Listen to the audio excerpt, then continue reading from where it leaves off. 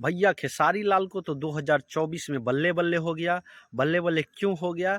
तो खेसारी लाल का एक गाना आया था, मुर्गवा हमर असली रहे जानू तोहर तसली रहे। क्या है कि ये गाना एक नंबर पे यूट्यूब में ट्रेंड कर रहा है और इंस्टाग्राम ना जाने कौन कौन सा वेबसाइट पे ये गाना ट्रेंड कर रहा है।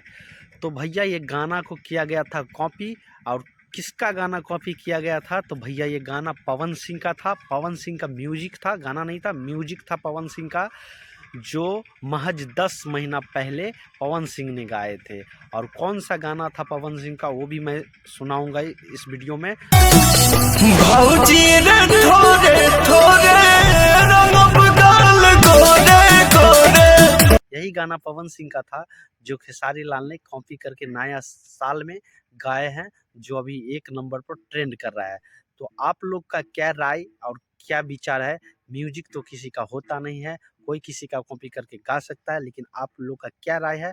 आप लोग कमेंट करके ज़रूर बताएं, और अच्छा लगे वीडियो को तो शेयर कर दीजिए।